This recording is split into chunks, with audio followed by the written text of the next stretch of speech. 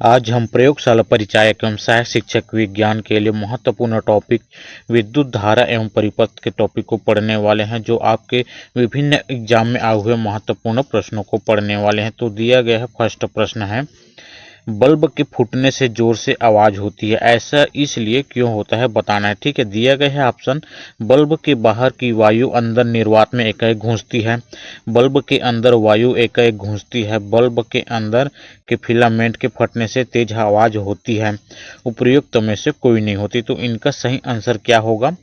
ये प्रश्न जो आपके एग्जाम सीजी व्यापम पटवारी 2016 में पूछा गया प्रश्न है।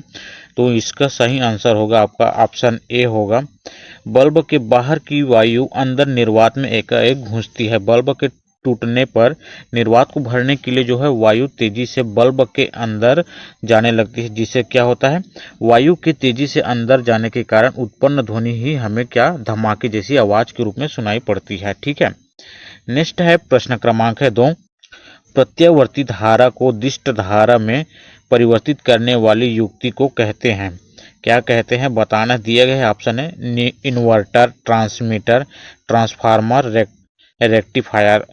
इनका सही आंसर क्या रहेगा?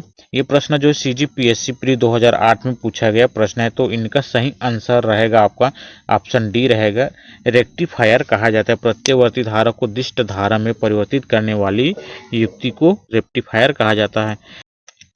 याद रखिएगा, रेक्टिफायर एक ऐसी युक्ति है जो आवर्ती धारा को दिष्ट धारा में बदलने का कार्य करता है, अर्थात रेक्टिफायर AC से DC क्या करता है, AC से DC में परिवर्तित करने का कार्य करता है। नेक्स्ट है, गति, बल एवं गति के नियम, गुरुत्वाकर्षण, कार्य एवं ऊर्जा, ऊर्जा स्वरूप एवं स्रोत, ऊष्मा एवं ताप, प्रकाश परावर्तन एवं अपवर्तन, समतल एवं गोली सतह, इन सभी टॉपिकों से संबंधित वीडियो बन गए हैं। इन वीडियो को आप मेरे इस चैनल से देख सकते हैं। और आज जो हम पढ़ रहे हैं वो है विद्युत धारा एवं परिपथ के संबंध में टॉपिक। और इस प्रकार से जो है नेक्स्ट टॉपिक आने वाली है आपके विद्युत के चुंबकीय प्रभाव एवं ध्वनि से संबंधित। ठीक है, तो इसके लिए आपको चैनल को सब्सक्राइब करके रख लीजिए, ताकि इस नई वीडियो की नोटिफिकेशन आप लोगों तक पहुँच जाए। ठीक है, चलते हैं नेक्स्ट क्वेश्चन की ओर। दिया गया है, विद्युत प्रवाह की इकाई कहलाती है। दिया गया है option A, ampere, volt, current, watt. इनका सही आंसर क्या रहेगा? ये प्रश्न जो है आपके CGPSC 2007 में पूछा गया प्रश्न है। तो इनका सही आंसर रहेगा आपका ऑप्शन ए, विद्युत प्रवाह की इकाई कहलाती है एम्पियर कहलाती है। ठीक है, नेक्स्ट प्रश्न है, प्रश्न क्रमांक है 4, निम्न में से कौन सी युक्ति संकेतों या सिग्नल को निम्न प्रतिरोध क्षेत्र से उच्च प्रतिरोध क्षेत्र में अंतरित कर देती है? दिया गया है ऑप्शन ए, डायोड, संधारित्र, ट्रांजिस्टर, ऑप्शन डी है प्रेरक। इनका सही आंसर क्या रहेगा? इनका जो सही आंसर रहेगा आपका ऑप्शन सी रहेगा, ट्रांजिस्टर जो है निम्न प्रतिरोध क्षेत्र से उच्च प्रतिरोध क्षेत्र में अंतरित कर देती है। नेक्स्ट प्रश्न है, प्रश्न क्रमांक है 5, एक बल्ब का तंतु बना होता है। दिया गया है ऑप्शन है, तांबे से, एल्यूमिनियम से, टंगस्टन से, लेड से। तो इनका सही आंसर क्या रहेगा? ये प्रश्न जो है CG व्यापम 2017 में पूछा गया था पटवारी के एग्जाम में। तो इनका सही आंसर रहेगा ऑप्शन सी रहेगा, टंगस्टन से जो है एक बल्ब का तंतु बना होता है। नेक्स्ट है प्रश्न क्रमांक 6, सूची 1 को सूची 2 से सुमेलित कीजिएगा। सूची 1 और सूची 2 को हमें सुमेलित करना है। तो यहाँ दिया गया है हमें वोल्टामीटर, वोल्टामीटर से किसे मापा जाता है? तो वोल्टामीटर से मापा जाता है विद्युत विच्छेदन को मापा जाता है। और वोल्टमीटर से किसे मापा जाता है? वोल्टमीटर से जो है विभवांतर को मापा जाता है। हाइड्रोमीटर से किसे मापा जाता है? हाइड्रोमीटर से जो है घनत्व को मापा जाता है। हाइग्रोमीटर से नमी को मापा जाता है। इस प्रकार जो है इनका सही कोड क्या हो जाएगा? 4, 1, 2, 3 इनका सही आंसर हो जाएगा। ये प्रश्न जो है आपके CG व्यापम 2016 में पूछा गया था स्टेनो के एग्जाम में। ठीक है, नेक्स्ट है प्रश्न क्रमांक है 7, टरबाइन व डायनेमो से बिजली प्राप्त करने में किस ऊर्जा को विद्युत ऊर्जा में परिवर्तित करते हैं? तो दिया गया है ऑप्शन ए, रासायनिक ऊर्जा, सौर ऊर्जा, मैकेनिकल ऊर्जा, और ऑप्शन डी दिया गया है मैग्नेटिक ऊर्जा। तो इनका सही आंसर क्या होगा? इनका जो सही आंसर होगा आपका ऑप्शन सी होगा, मैकेनिकल ऊर्जा। याद रखिएगा, डायनेमो यांत्रिक ऊर्जा को विद्युत ऊर्जा में परिवर्तित करता है। नेक्स्ट है प्रश्न क्रमांक है 8, एम्पियर क्या मापने की इकाई है? दिया गया है ऑप्शन ए में दिया गया वोल्टेज, ऑप्शन सी में दिया गया है प्रतिरोध, ऑप्शन बी में दिया है करंट और ऑप्शन डी में दिया गया है पावर। तो इनका सही आंसर क्या होगा?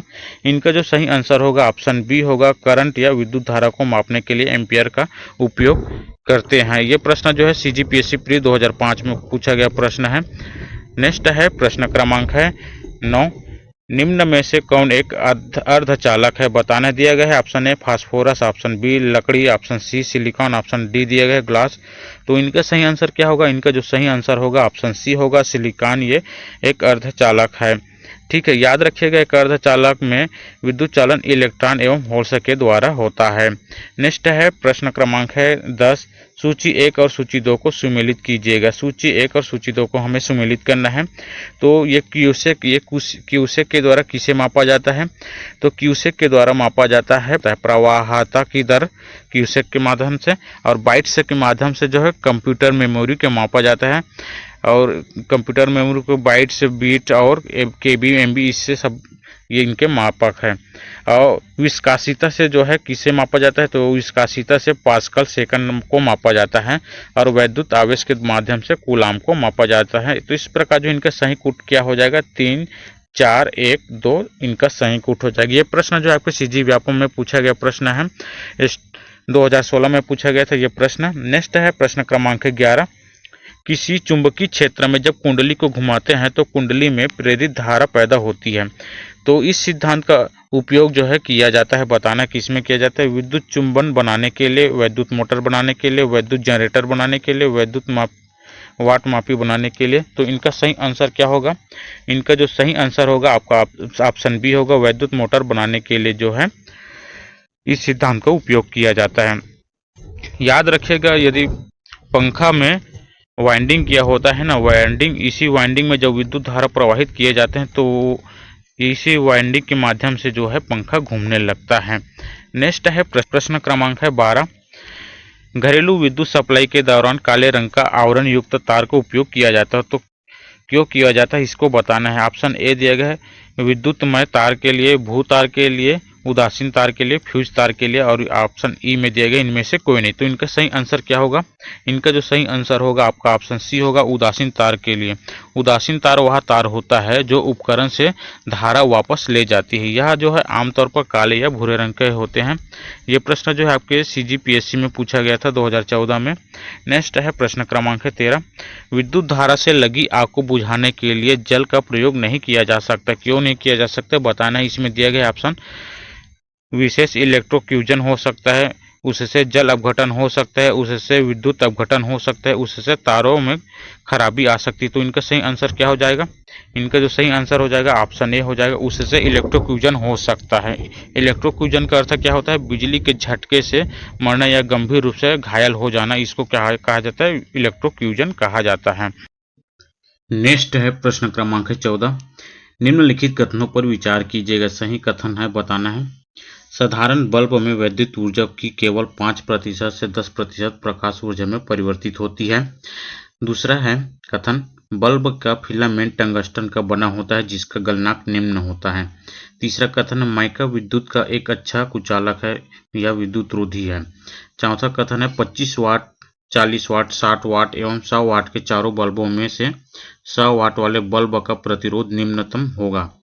ये प्रश्न जो है आपके CG व्यापम 2017 में पूछा गया प्रश्न है। तो इनका सही कथन बताना है, कौन कौन से कथन आपका सत्य है।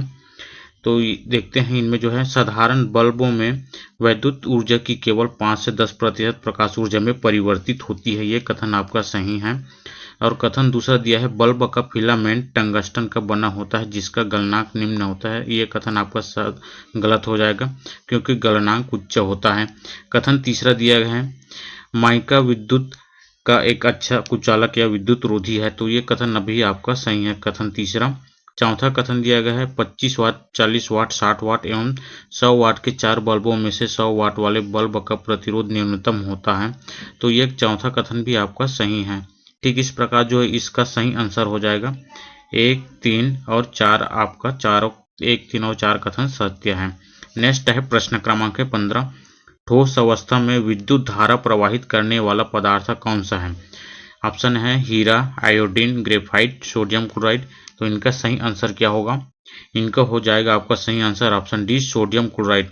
ठोस अवस्था में विद्युत धारा प्रवाहित करने वाला पदार्थ है सोडियम क्लोराइड, जिसे नमक या साधारण नमक भी कहा जाता है, जिसका रासायनिक सूत्र होता है NaCl। साधारण नमक का सूत्र। नेक्स्ट है प्रश्न क्रमांक है 16। एक तार में बहती विद्युत धारा एवं विभवांतर प्रत्येक को 2 गुना बढ़ा दिया जाए तो विद्युत शक्ति होगा। दिया गया ऑप्शन प्रभावित नहीं होगी, 4 गुना बढ़ जाएगी, 2 गुना बढ़ जाएगी, घट कर आधी हो जाएगी, इनमें से कोई नहीं। ये प्रश्न जो है CGPSC प्री 2015 में पूछा गया प्रश्न है, तो इनका सही आंसर होगा आपका ऑप्शन बी होगा, 4 गुना बढ़ जाएगी। एक तार में बहती विद्युत धारा एवं विभवांतर प्रत्येक को 2 गुना बढ़ा दिया जाए तो विद्युत धारा 4 गुना बढ़ जाएगी। नेक्स्ट है प्रश्न क्रमांक 17। 3 पिन बिजली के प्लग में सबसे लंबी पिन को जोड़ना चाहिए, क्यों जोड़ना चाहिए बताना। आधार कहाँ से जोड़ना चाहिए? आधार सिरे से, सजीव सिरे से, उदासीन सिरे से, किसी भी सिरे से। तो इसका सही आंसर क्या होगा? तो इनका सही आंसर होगा ऑप्शन ए होगा, आधार सिरे से 3 पिन बिजली के प्लग को जोड़ना चाहिए। याद रखिएगा, यदि बिजली की तीसरी पिन के जरिए अर्थिंग सही तरीके से हो रही हो तो बिजली उपकरण के खराब होने पर अगर उसकी बॉडी से करंट प्रवाहित होती है तो बिजली का झटका लगेगा भी, तो ज़्यादा खतरनाक नहीं होता है, या झटका लगेगा ही नहीं है। इस प्रकार से जो है तीसरी 3 पिन बिजली के सबसे अच्छा सुरक्षा देने वाला काम करते हैं। नेक्स्ट प्रश्न है प्रश्न क्रमांक है 18। माइकल फैराडे किस आविष्कार के लिए जाने जाते? दिया गया ऑप्शन ए नाभिकीय भट्टियां, क्वांटम सिद्धांत, विद्युत चुंबकीय प्रेरण, गुरुत्वाकर्षण सिद्धांत। तो इनका सही आंसर क्या होगा? ये प्रश्न जो है आपके CG व्यापम 2014 में पूछा गया प्रश्न है, तो इनका सही आंसर होगा आपका ऑप्शन सी होगा, विद्युत चुंबकीय प्रेरण। माइकल फैराडे जो है विद्युत चुंबकीय प्रेरण आविष्कार के लिए जाने जाते हैं। याद रखिएगा, जब किसी कुंडली को प्रबल चुंबकीय क्षेत्र में बल लगाकर घुमाते हैं तो कुंडली के अंदर एक धारा प्रेरित होती है, अतः यह परिघटना क्या कहलाती है? विद्युत चुंबकीय प्रेरण कहलाती है। जो धारा प्रेरित होती है कुंडली के अंदर, उसी को क्या कहते हैं? परिघटन को विद्युत चुंबकीय प्रेरण कहलाती है। नेक्स्ट प्रश्न है प्रश्न क्रमांक है 19। किसी लचीले केबल के लिए सबसे उपयुक्त विद्युत रोधी है? दिया गया ऑप्शन है magnesium oxide, option B glass fibre, option C विद्युत रोधी टेप, ऑप्शन डी पॉलीविनाइल क्लोराइड। इनका सही आंसर क्या होगा? इनका जो सही आंसर होगा ऑप्शन डी होगा, पॉलीविनाइल क्लोराइड कहा जाता है। किसी लचीले केबल के लिए जो सबसे उपयुक्त विद्युत रोधी क्या होता है? पॉलीविनाइल क्लोराइड, या इसको क्या कहा जाता है? PVC कहा जाता है। PVC इनका उपयोग कहाँ कहाँ करते हैं? तो इसको इंसुलेशन, फर्श या पाइप के रूप में जो है इसका उपयोग करते हैं। नेक्स्ट प्रश्न है प्रश्न क्रमांक है 20। सूची 1 और सूची 2 को सुमेलित कीजिएगा। दिया गया है सूची 1 और सूची 2, इनको सुमेलित करना है। तो टैकोमीटर से क्या मापा जाता है बताना है। टैकोमीटर से मापा जाता है घूर्णन गति को, और पायरोमीटर से मापा जाता है उच्च तापक्रम को। तो वोल्टमीटर से मापा जाता है विभवांतर को मापा जाता है, और वोल्टामीटर से मापा जाता है विद्युत विच्छेदन। इस प्रकार जो इनका सही कूट हो जाएगा 3 1 4 2, इनका सही आंसर हो जाएगा 3 1 4 2। ठीक है। नेक्स्ट प्रश्न है प्रश्न क्रमांक है 21। फ्लोरोसेंट ट्यूब प्रतिदीप्ति बल्ब में कौन सी गैस भरी होती है? तो इनका सही आंसर क्या होगा बताना है। दिया गया है ऑप्शन नियान, मरकरी, सोडियम, मरकरी और नियान। इनका सही आंसर हो जाएगा ऑप्शन डी हो जाएगा, मरकरी और नियान गैस जो है फ्लोरोसेंट ट्यूब या प्रतिदीप्ति बल्ब में भरी होती है। याद रखिएगा, फ्लोरोसेंट लैंप ट्यूब के रूप में एक विद्युत लैंप जिसमें पराबैंगनी प्रकाश की क्रिया द्वारा जो है आंतरिक फ्लोरोसेंट कोटिंग पर प्रकाश उत्पन्न होता है। नेक्स्ट प्रश्न है प्रश्न क्रमांक है 22। निम्नलिखित कथनों पर विचार कीजिए। एक साधारण बिजली के बल्ब का अपेक्षाकृत अल्प जीवन होता है, क्यों होता है बताना है। कथन फर्स्ट दिया गया है फिलामेंट का तार एक समान नहीं होता। कथन दूसरा है बल्ब पूर्ण रूप से निर्वातित नहीं किया जा सकता। तीसरा कथन है फिलामेंट के सहायक तार उच्च ताप पर पिघल जाते। तो इन तीनों कथनों में से सही कथन बताना है। दिया गया है 1 और 3 कथन, कथन 2 और 3 सही, और सी में दिया गया 1 और 2, और कथन डी में दिया गया 1 2 और 3। तो इनका सही आंसर क्या हो जाएगा? तो इनका सही आंसर हो जाएगा ऑप्शन डी हो जाएगा, कथन 1 2 और 3। इस प्रकार जो ये तीनों कथन आपका सही हो जाएगा। नेक्स्ट प्रश्न है प्रश्न क्रमांक 23। एक मकान में दो बल्बों में से एक दूसरे से अधिक या अच्छी रोशनी देता है, चमकदार है। इन दोनों में से किस बल्ब में उच्चतर अवरोधक है? दिया गया है ऑप्शन है मंद रोशनी वाले बल्ब में, अधिक रोशनी वाले बल्ब में, दोनों बल्बों में अवरोधक समतुल्य है, रोशनी की तीव्रता अवरोधक पर निर्भर नहीं होती है। तो इनका सही आंसर क्या होगा? इनका जो सही आंसर होगा ऑप्शन ए होगा, मंद रोशनी वाले बल्ब में। एक मकान में दो बल्बों में से एक दूसरे से अधिक रोशनी देता है, एक जो है दूसरे से अधिक रोशनी देता है, चमकदार है, तो इन दोनों में से मंद रोशनी वाले बल्ब में जो है उच्च अवरोधक लगे होते हैं। इस प्रकार से याद रख लेना, प्रकाश जो है बल्ब के चमकने का कारण यह है कि बिजली को टंगस्टन के माध्यम से मजबूर किया जाता है, जो एक अवरोधक की भांति काम करता है। नेक्स्ट प्रश्न है प्रश्न क्रमांक 24, श्वेत प्रकाश को नली में कैसे पैदा करते हैं? दिया गया है ऑप्शन है तांबे के तार को गर्म करके, तंतु को गर्म करके, परमाणु को उत्तेजित करके, अणुओं को दोलित करके। तो इनका सही आंसर क्या होगा? इनका जो सही आंसर होगा ऑप्शन बी होगा, तंतु को गर्म करके जो है श्वेत प्रकाश को नली में पैदा किया जाता है। इस प्रकार इनका सही आंसर हो जाएगा ऑप्शन बी। नेक्स्ट प्रश्न है प्रश्न क्रमांक 25, एक तार के प्रतिरोध के बारे में गलत कथन कौन सा है बताना है। दिया गया है ऑप्शन है यह तार की सामग्री पर निर्भर करता है, यह तार की लंबाई के सीधे अनुपात में होता है, यह तार की अनुप्रस्थ काट के क्षेत्र के सीधे अनुपात में होता है, ताप में वृद्धि के साथ धातु तार का प्रतिरोध बढ़ जाता है। तो इनका सही आंसर क्या होगा?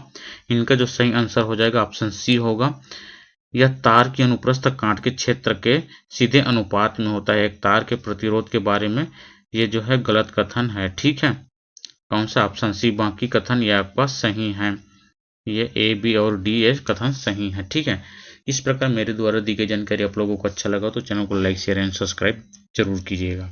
धन्यवाद।